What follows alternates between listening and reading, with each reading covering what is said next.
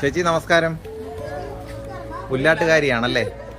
പടനിലത്ത് ഇവിടെ വന്ന് കുടില് കെട്ടി താമസിക്കുകയാണ്. പടനിലത്താണ്, സ്വന്തം വീട് പടനിലമാണല്ലേ? അപ്പം എത്ര നാളായി ഇവിടെ വന്നിട്ട്?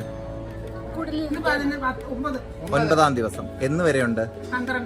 12-ാം തീയതി. വഴിപാടിന്റെ ഭാഗമായിട്ടാണല്ലേ? അതുപോലെ വിശ്വാസമാണ് പടനില തപ്പനെ അല്ലേ? പരബ്രഹ്മത്തെ അതുപോലെ വിശ്വാസമാണല്ലേ? എല്ലാവരും സന്തോഷമായിട്ട് ഈ 12 ദിവസം പടനിലത്തപ്പൻ അല്ലേ? സന്തോഷം. കുളിര് പോയി.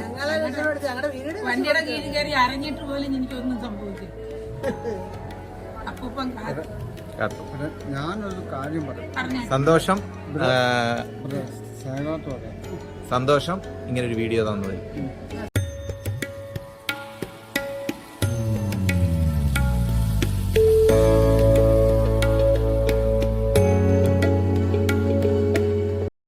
നമസ്കാരം, എല്ലാവർക്കും പുതിയൊരു വീഡിയോയിലേക്ക് ഹാർദവമായ സ്വാഗതം.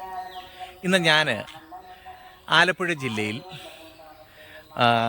മാവേലിക്കര താലൂക്കിൽ പടനിലം എന്നൊരു ദേശത്താണ് നിൽക്കുന്നത്. പടനിലം എന്ന ദേശത്തിൻ്റെ ആ നാമത്തിൽ തന്നെ പടവെട്ടിയ ദേശവുമായി ബന്ധപ്പെട്ട ഒരു നാമമല്ലേ?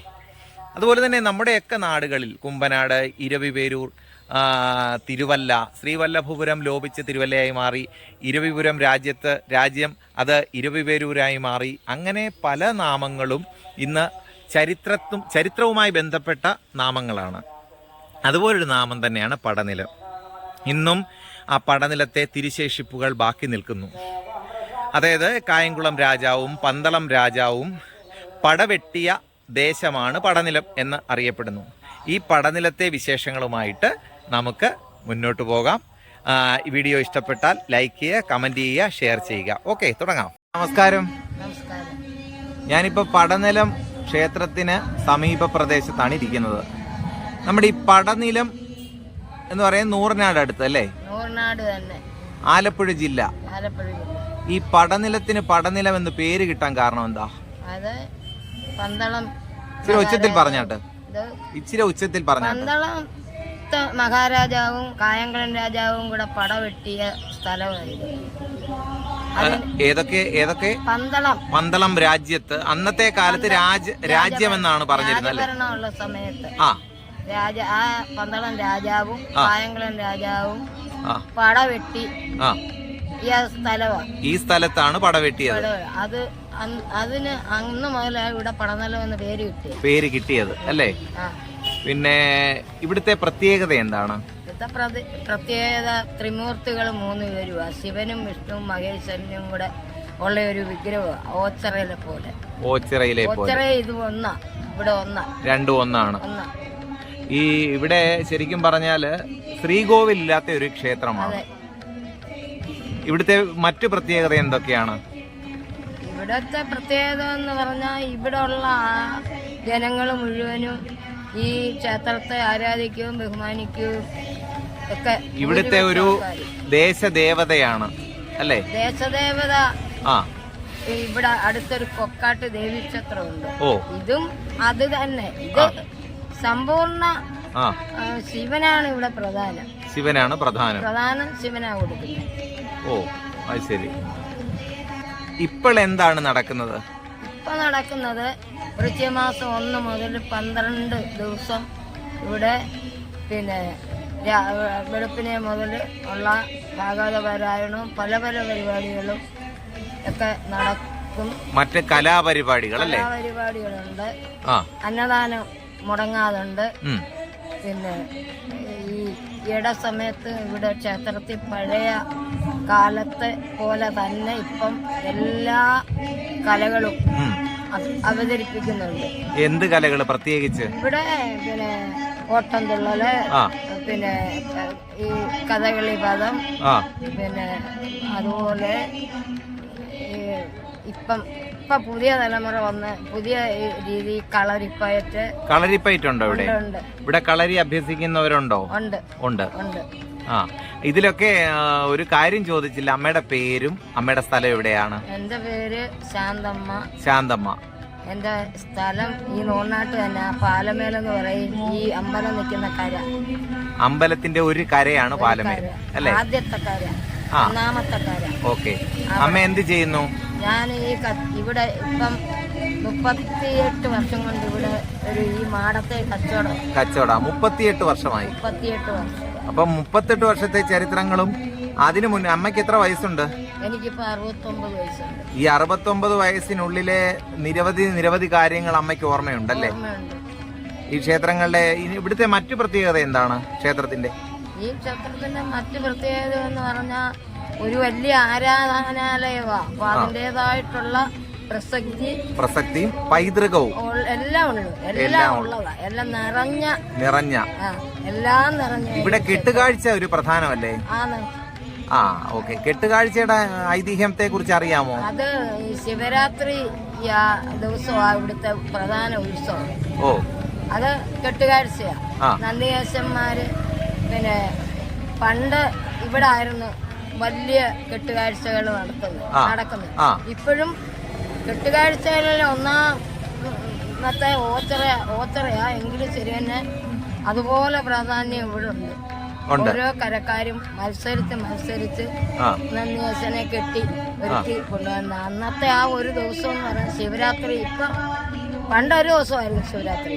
ഇപ്പൊ ഏതാണ്ട് 3 ദിവസത്തോളം നിൽക്കും. കലാപരൂപങ്ങളൊക്കെ 2 ദിവസം വെച്ചിരുന്ന് അടിച്ച് പുറത്തി നല്ലെന്ന് പറഞ്ഞാൽ 101 ക്ഷേത്രങ്ങളിൽ നമ്മൾ പോയി തൊഴുന്ന പ്രധാനം ഈ ഒരു ദിവസം ഭഗവാന്റെ അടുത്ത് വന്നാൽ മതിയല്ല പറയുന്നത് അല്ലേ?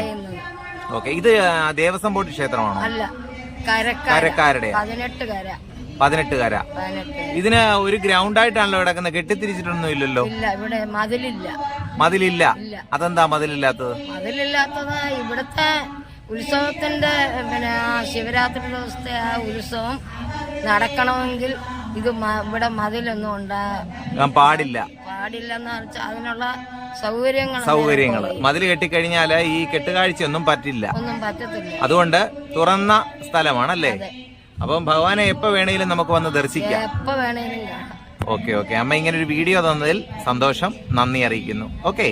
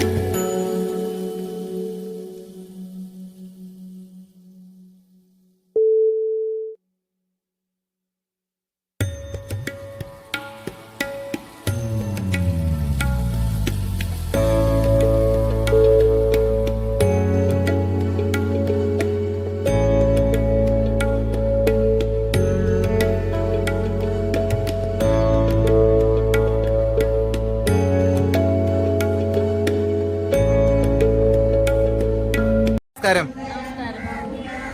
ഇവിടെ ഞാൻ വന്നപ്പോ കണ്ടു നിരവധി കുടില് കെട്ടി. അതെന്താണ് അതിന്റെ ഐതിഹ്യം? അവര് ഓരോരുത്തർക്ക് ഓരോ അസുഖങ്ങൾ ഇതും വരുമ്പോ അവര് വഴിപാടായിട്ട് പറയുന്നതാ. വഴിപാട് പറയുന്നതാണ്. ആ, അങ്ങനെ 12 ദിവസം ഇവിടെ ഭജനം പാർക്കും. ഭജനം പാർക്കണം അല്ലേ? അപ്പൊ ഇവിടെ രാത്രി ഇവിടെയാണ് കിടക്കുന്നത്. അപ്പൊ ഇവിടെ മറ്റെന്തൊക്കെയാണ് ഭജന പരിപാടിയിൽ പങ്കെടുക്കണം? വിളക്ക് കത്തിക്കും, അമ്പലത്തിൽ വിളക്ക് കത്തിക്കുമ്പോ വെളുപ്പിനെ നമ്മളും വിളക്ക് കത്തിക്കും, പടുക്ക കൂട്ടും. ആ, അപ്പൊ ഇവിടെ ആരൊക്കെയാണ് ഇവിടെ താമസിക്കുന്ന? ആരൊക്കെയാ? ഫാമിലി എല്ലാവരും? പിന്നെ ആരാ പറയാ, ഇവിടെ ഞാൻ മാത്രമേ ഉള്ളൂ. പിന്നെ എല്ലാരും വന്നും പോയി നിൽക്കും വീട്ടിൽ നിന്ന്. ഒരാൾ ഇവിടെ കാണണം. പണ്ടത്തെ ആ ഒരു ചടങ്ങാണ്, ഐതിഹ്യമാണ് അല്ലേ? പണ്ടൊന്നും ഇല്ലായിരുന്നു. പണ്ടൊക്കെ ഓല കൊണ്ട് കെട്ടി ഒരാളോ രണ്ടുപേരോ ഒന്നോ രണ്ടോ കുടിലേ കാണും. ഓ, അപ്പൊ ഇവിടെ താമസിക്കുന്നതിന് പൈസ വല്ലതും കൊടുക്കണം. അതെങ്ങനെയാ?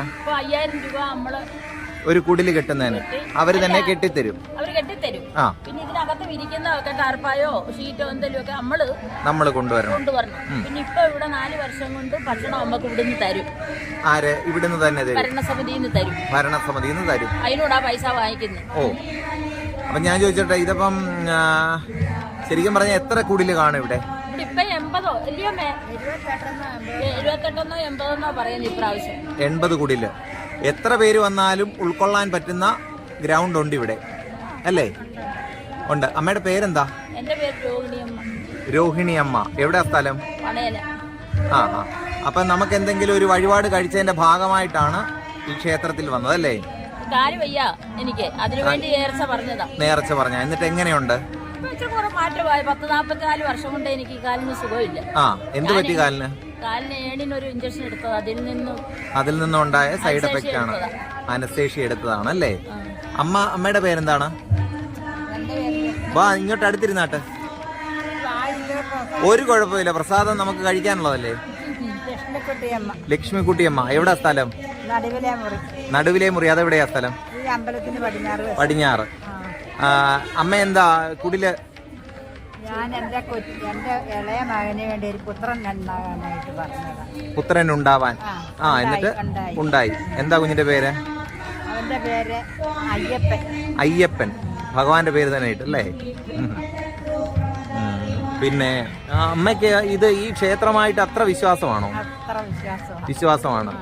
ഈ പടനിലത്ത് ഇത് ക്ഷേത്രം ആൽത്തറയിലാണ് ഈ ക്ഷേത്രം അല്ലേ? ആൽത്തറയാണ്. നമ്മുടെ ഓച്ചിറ പോലെ തന്നെ ഒരു ക്ഷേത്രം അല്ലേ? ഒരാളാണ്. ഓക്കെ. വിശ്വാസം. അച്ഛനും മകനും എന്ന് പറഞ്ഞാല്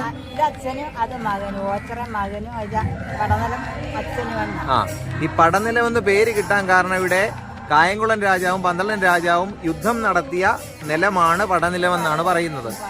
അപ്പൊ അത് തന്നെയാണോ? അതിന്റെ ചരിത്രം അതാണോ? ചരിത്രം അത് തന്നെയാണല്ലേ?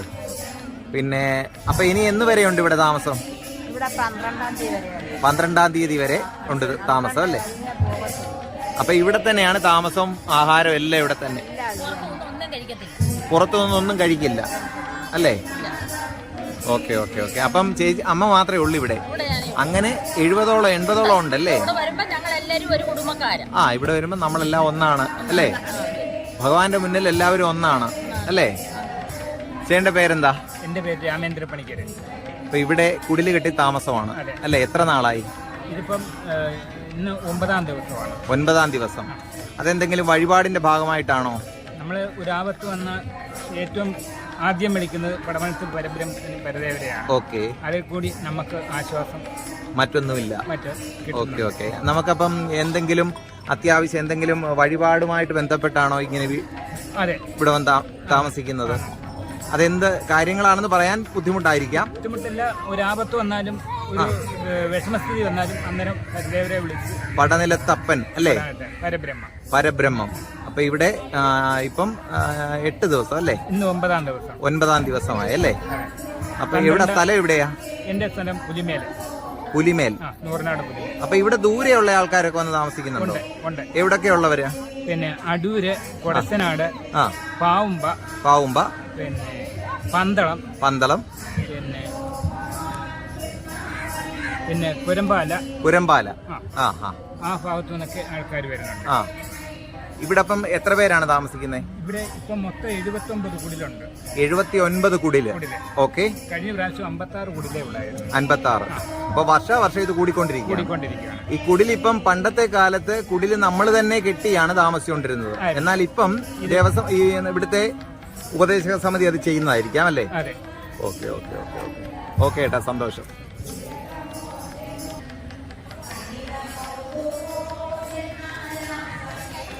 ചേട്ടാ നമസ്കാരം. നമസ്കാരം. എന്താണ് പേര്? എൻ്റെ ഒരു ഉത്തമനാചാരി. ഉത്തമനാചാരി. എവിടാ സ്ഥലം? എൻ്റെ വടശ്ശേരിക്കടുത്ത് കുമ്പളാമ്പയിലാണ്. കുമ്പളാമ്പൊയ്യിൽ നിന്ന് ഇവിടെ വന്നാണോ? തടിയൂരടുത്ത് അല്ലേ? അല്ല, കുമ്പളാമ്പൊയ്യ വടശ്ശേരിക്കടുത്ത്. വടശ്ശേരിക്കരയ്ക്കടുത്ത്. അപ്പം ഇവിടെ വരാനുള്ള കാരണം? രാവിലെ ഞാൻ ഇന്ന് 12 അനുബന്ധിച്ച് അത് എനിക്ക് തോന്നി. ഞങ്ങള് കുടുംബത്തോട് ഇങ്ങനെ ഞായറാഴ്ച വരാറുണ്ട്. ഇവിടെ ഇങ്ങനെ ക്ഷേത്രങ്ങളിലൊക്കെ പോകാറുണ്ട്. ഇവിടെ തന്നെ പ്രത്യേകിച്ച് വരാൻ കാരണം? പ്രത്യേകിച്ച് ഇങ്ങനെ സത്യം പറഞ്ഞാൽ രാവിലെ എനിക്ക് തോന്നൽ വന്നു. ഇന്ന് രാവിലെ ഇങ്ങനെ പോകണമെന്ന്. അങ്ങനെ ഭഗവാനെ രാവിലെ ഇവിടെ വന്നപ്പോഴാണ് ഇത്ര വിപുലമായിട്ടുള്ള കാര്യങ്ങളൊക്കെ അറിയുന്നത്. ഫാമിലി ആയിട്ട് വന്നാണോ? അല്ല, ഞാൻ തനിച്ചാ വന്നത്. ഇവിടെ എത്ര നാളായിട്ട് വരാറുണ്ട്? അങ്ങനെ അടുപ്പിച്ച് വരാറില്ല. എന്നാലും ഇടയ്ക്കൊക്കെ ഇങ്ങനെ ഇവിടെ കെട്ടിയാട്ട സമയങ്ങളിലൊക്കെ വരാറുണ്ട്. അത് കഴിഞ്ഞ് ഓച്ചറ അങ്ങോട്ടൊക്കെ പോകാറുണ്ട്. ഈ ക്ഷേത്രത്തിൽ എത്ര നാളായിട്ട് അറിയാം? എനിക്കൊരു അറിവായ സമയം പോലൊക്കെ അറിയാം. അതല്ലേ? അതുപോലെ വിശ്വാസമാണ് അല്ലേ? വിശ്വാസം നല്ല ഉറപ്പാണ് അല്ലേ? വിശ്വാസം എന്ന വാക്കിലുപരി ഉറപ്പാണ് അല്ലേ? അപ്പം ഇനി എപ്പോ പോവും? ഞാനിപ്പോ ഇത് കന്ന് എല്ലാം സന്ദേശമൊക്കെ കണ്ടപ്പോഴേ ഇനിയും കുറച്ചു നേരം കൂടെ കഴിഞ്ഞിട്ടേ പോകത്തുള്ളൂ. പരിപാടികളൊക്കെ എന്ത് ചെയ്യുന്നു? എനിക്ക് വുഡിന്റെ വർക്ക്ഷോപ്പ്. Okay okay okay. പിന്നെ പോയിട്ട് വാസ്തു സംബന്ധിച്ചുള്ള കാര്യങ്ങൾ ചെയ്യുന്നുണ്ട്. നമുക്ക് ചെയ്യുന്നുണ്ട്. ശരി, അങ്ങനെയൊക്കെയുള്ള കാര്യങ്ങളാണ്. ഓക്കെ, സന്തോഷം. ഓക്കെ. ചേച്ചി നമസ്തേ. നമസ്തേ. ഇവിടെ എന്താണ് ഇവിടെ ഇരിക്കുന്നത്? ഇവിടെ ഇരിക്കുന്നത് എനിക്ക് വരണമെന്ന് തോന്നി. എന്റെ വീട് ഇവിടെ കിടങ്ങേത്ത്. കിടങ്ങേത്ത്. ഇവിടെ ക്ഷേത്രത്തിൽ തൊഴാൻ വേണ്ടി വന്നാണോ? ഞാനിവിടെ ഇരിക്കുക. കുടില് കെട്ടി താമസിക്കുകയാണ്. അത് പറയാൻ മടിക്കണ്ട. എന്തുമായിട്ട് ബന്ധപ്പെട്ടാണ് ഈ കുടില് കെട്ടാൻ കാരണം? എനിക്ക് തോന്നി, മനസ്സിൽ തോന്നി ഇവിടെ വന്നിരിക്കണമെന്ന്. നമ്മളപ്പോ ഈ കുടില് കെട്ടുന്നതിന് അതിന് കൃത്യമായ പൈസയൊക്കെ അടയ്ക്കണം അല്ലേ? അടയ്ക്കണം. 5000 രൂപ അടയ്ക്കണം. എത്ര നാളായിട്ട് ഇപ്പൊ കുടില് കെട്ടി താമസിക്കുന്നു? ഞാൻ രണ്ടാമത്തെ. അപ്പൊ ഇവിടുത്തെ ആഹാരമെല്ലാം നമുക്ക് ഇവിടെ കിട്ടും അല്ലേ? കിട്ടും. ആഹാരം കിട്ടും. പിന്നെ ഇവിടെ ഇങ്ങനെ ഇവിടെ ക്ഷേത്രത്തിന്റെ ചുറ്റും അല്ലേ? ക്ഷേത്രവുമായി ബന്ധപ്പെട്ട് അവിടെ വെളിയിൽ പോകില്ല. അപ്പൊ നിങ്ങൾക്ക് ഇവിടെ ശൗചാലയം അങ്ങനെയുള്ള സംഭവം എല്ലാ സൗകര്യവും ഉണ്ടല്ലോ? എല്ലാ സൗകര്യവും ഉണ്ട്. സാറ്റിസ്ഫാക്ഷൻ, നല്ല സാറ്റിസ്ഫൈഡ് ആണല്ലേ? തീർച്ചയായിട്ടും സന്തോഷം. ഓക്കെ. ജയ്പൂർ. അവിടെ ജോലിയാണോ? ഓക്കെ. ഞങ്ങൾ അവിടുന്ന് വന്നതാ. ഇപ്പൊ വന്നത് 13-ാം തീയതി വന്നതാ. എന്തെങ്കിലും വഴിപാടിന്റെ ഭാഗമായിട്ടാണോ? ഇല്ല, എനിക്ക് തോന്നിയത് വിട്ടു വന്നതാ. ഞാൻ ഒരുപാടൊന്നും പറഞ്ഞു. ഒരു താല്പര്യം അല്ലേ? ഓക്കെ ഓക്കെ, സന്തോഷം. പേരെന്തായിരുന്നു? എന്റെ പേര് ഗോപി. ചേട്ടന്റെ പേര്? ശ്രീനിവാസൻ. നമ്മുടെ ഈ പടനിലം ക്ഷേത്രത്തില് ഇങ്ങനെ നിറച്ച കുടിലുകൾ കെട്ടിയും അതുപോലെ തന്നെ അവിടെ ഒരു പാഴൂർ മനക്കൽ തമ്പുരാന്റെ ഒരു വിഗ്രഹം വെച്ച് ആരാധിക്കുന്ന ഇത് സംബന്ധിച്ച് എന്താണ് ഐതിഹ്യം? ഇതിവിടെ പണ്ടുകാലത്ത് ഈ രാജ്യം ഭരിച്ചുകൊണ്ടിരുന്ന കായംകുളം രാജാവും പന്തളം രാജാവും കൂടെ പടവെട്ടുന്ന സ്ഥലമായിരുന്നു ഈ പടനിലം. രണ്ടുപേരുടെയും കൂടെ പടവെട്ടുന്ന സ്ഥലമാണ് പടനിലം. ഈ പടനിലത്തിന് തൊട്ട് വടക്കത്തായിട്ട് പടവെട്ടി മരിക്കുന്നവരെ സംസ്കരിക്കുന്നതായിട്ടൊരു ചിറയുണ്ടായിരുന്നു. ആ ചിറ ഇപ്പോഴും ഉണ്ട്, നിലവിലുണ്ട്. ഈ ചിറ ഈ കാർണിവൽ നടക്കുന്ന സ്ഥലം. ആ ചിറ ഇപ്പൊ നികത്തി ഗ്രൗണ്ടായി മാറി, സ്കൂളിന്റെ ഗ്രൗണ്ടായി മാറി. അതാരുടെ പേരിലാണ്? സ്കൂളിന്റെ പേരിലാണ്. സ്കൂൾ ആരുടെ പേരിൽ? സ്കൂൾ ക്ഷേത്രത്തിൽ ഉണ്ടാക്കിയതാണ്. ഇപ്പം സെപ്പറേറ്റ് മാനേജ്മെന്റ് ആണ്. അവിടെ ഇവരെ എല്ലാം അടക്കിയ മണ്ണാണ്. ഈ യുദ്ധം ഉണ്ടായി, യുദ്ധത്തിൽ മരിക്കുന്നവ കുതിരകളെയും മറ്റാൾക്കാരെ അടക്കുകയും ഇതിൽ യുദ്ധത്തിൽ പങ്കെടുക്കുന്ന കുതിരകളെ കുളിപ്പിക്കുന്ന സ്ഥലം. ഇതിനടുത്ത് ഒരു 2 കിലോമീറ്റർ വടക്കൊരു സ്ഥലമുണ്ട്, കുതിരകെട്ടും തടം എന്ന് പറയുന്നത്. അവിടെ ആയിരുന്നു ഈ കുതിരകളെയൊക്കെ വിശ്രമിപ്പിക്കുന്നത്. കെട്ടി വിശ്രമിക്കുന്ന സ്ഥലം ആണ് കുതിരകെട്ടും തടം എന്ന് പറയുന്നത്. അങ്ങനെ യുദ്ധമുണ്ടായി. അപ്പൊ യുദ്ധം ഉണ്ടായപ്പോൾ സന്ധി സംഭാഷണത്തിനായി പാഴൂമനക്കൽ തമ്പുരാൻ വന്ന് 2 രാജാക്കന്മാരോടും സന്ധി സംഭാഷണം നടത്തി. 2 പേരും ചെവിക്കൊണ്ടില്ല. അപ്പൊ അതിന് തൽഫലമായി ഇവിടെ ഒരു കുടില് കെട്ടി അദ്ദേഹം നിരാഹാരമായിരുന്നു.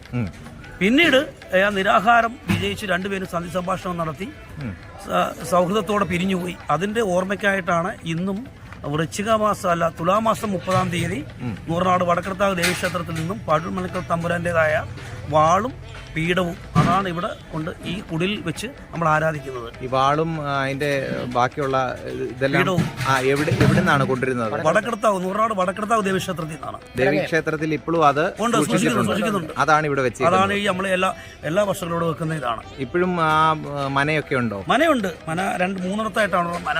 പഴുമലക്കൽ തൃശ്ശൂർ 2 മനകളും തൃശ്ശൂരിന് വടക്ക് പാഴൂര് പാലക്കാട് ജില്ലയുടെ അതിർത്തിയിലെ ഒരു മന, അങ്ങനെ 3 മന ഇപ്പോഴും നിലവിലുണ്ട്. എല്ലാ വർഷത്തിലെയും കരകൂടലിന് മുന്നോടിയായിട്ട് പഴുമലക്കലിലെ അതിൻ്റെ പ്രതിനിധികൾ ഇവിടെ വരും. അവരാണ് വാളും പീഠവും ഇവിടെ കൊണ്ടുവെക്കുന്നത്. അപ്പൊ അവരുടെ കൈവശമാണ് ഈ വാളും പീഠവും? അല്ല, കൈവശം വടക്കടത്താവ് ക്ഷേത്രമാണ്, ഭരണസമിതിയുടെ കൈവശമാണ്. പക്ഷേ അതിന്റെ പ്രതിനിധി എന്നുള്ള രീതിയിൽ, രാജപ്രതിനിധി എന്നുള്ള രീതിയിൽ അവർ ഈ പരിപാടിയിൽ പങ്കെടുക്കുന്നുണ്ട് എല്ലാ വർഷങ്ങളും. വടക്കേടത്തുകാവ് ക്ഷേത്രം എവിടെയാ? അത് ഇവിടുന്ന് ഏകദേശം 1 കിലോമീറ്റർ ദൂരെയാണ്. അവരുടെ ക്ഷേത്രമാണ്. അത് അവരാണ് ക്ഷേത്രം ഉണ്ടാക്കിയത്. വടക്കടത്താവ് ദേവീക്ഷേത്രം ഉണ്ടാക്കിയത് പഴുമലക്കൽ തമ്പുരാനാണ്. ഇപ്പോഴും അവരുടെ അധീനതയിൽ തന്നെയാണ്. അയ്യപ്പ സേവാ സംഘത്തിന്റെ, അഖില ഭാരത അയ്യപ്പ സേവാ സംഘത്തിന്റെ, അയ്യപ്പ സേവാ സംഘം ഏറ്റെടുത്തു അല്ലേ? എന്നാലും അവരുടെ ഒരു പ്രതിനിധി വന്നേ വാളും തരുകയുള്ളൂ അല്ലേ? അല്ല, തരുന്നല്ല, അവരാണ് ഇവിടെ കൊണ്ടുവെക്കുന്നത്. ഘോഷയാത്രയായിട്ടാണ് കൊണ്ടുവരുന്നത്. അന്നത്തെ വാള് തന്നെ. ഏകദേശം ഒരു നൂറ്റാണ്ടുകൾ പഴക്കമുള്ളതാണ്. ആ വാളും പരിചയം ഘോഷയാത്രയായിട്ടാണ് പടനിലം ക്ഷേത്രഭരണ സമിതിയും നൂറനാട് വടക്കടത്താവ് ക്ഷേത്രഭരണ സമിതിയും സംയുക്തമായിട്ടാണ് ഈ പരിപാടി സംഘടിപ്പിക്കുന്നത്. എല്ലാ മാസത്തെയും തുലാമാസം 30-ാം തീയതി, വൃശ്ചികത്തിന് ചിറപ്പിന് മുന്നോടിയായിട്ട്. ഓക്കെ. ഇത് ഇവിടെ എല്ലാം കുടില് കെട്ടിയേക്കുന്നതിന്റെ അതിന്റെ ഈ കുടില് കെട്ടിയിരിക്കുന്നത് നമ്മുടെ ഓച്ചിറ പടനിലത്തെ പോലെ തന്നെ ഭക്തർക്ക് ഭജനം പാർക്കുന്നതിന് വേണ്ടി. അത് വൃശ്ചിക 1 മുതൽ 12 ദിവസമാണ് ഇവിടെ ഭജനം പാർക്കുന്നത്. അതിനുള്ള എല്ലാ സൗകര്യങ്ങളും ഇവിടുത്തെ ക്ഷേത്ര ഭരണ സമിതി ചെയ്തു കൊടുക്കുന്നുണ്ട്. ക്ഷേത്രത്തിന് എത്ര വസ്തുക്കളുണ്ട് ഏകദേശം? ക്ഷേത്രത്തിന് കുത്തകപ്പാട്ടമാണിതിപ്പം. ഏതാണ്ട് 2-3 ഹെക്ടറോളം സ്ഥലങ്ങളുണ്ട്. ഇതിപ്പം ഭരണസമിതി നാട്ടുകാർ തന്നെയാണ്. 16 കരകളിലെ നൂറനാട്, പാലമേൽ, പള്ളിക്കൽ വില്ലേജുകളിലെ 16 കരകളിലെ 15 അംഗങ്ങളെ വീതം തിരഞ്ഞെടുക്കപ്പെടുന്ന, ജനാധിപത്യപരമായി തിരഞ്ഞെടുക്കപ്പെടുന്ന ജനകീയ ഭരണസമിതിയാണ് ഇവിടെ ഭരിക്കുന്നത്. ഇപ്പോൾ ഈ ക്ഷേത്രത്തിന്റെ ചരിത്രത്തെ കുറിച്ച് എന്തെങ്കിലും അറിയാമോ? ക്ഷേത്രത്തിന്റെ ചരിത്രത്തെ കുറിച്ച് അത്ര എനിക്കറിയത്തില്ല. അറിയില്ല. ഇവിടെ ഈ യുദ്ധം നടക്കുന്ന സമയത്തും ഈ ക്ഷേത്രത്തിന്റെ ക്ഷേത്രം ഉണ്ടായിരുന്നു. അപ്പൊ ചെറിയൊരു ക്ഷേത്രമായിരുന്നു. അതിനുശേഷം ഇപ്പം അന്നിവിടെ മരങ്ങളൊക്കെ ഉണ്ടായിരുന്നു. നിറയെ മരങ്ങളൊക്കെ ഉണ്ടായിരുന്നു. പിന്നീടാണിത് വിപുലമായതും.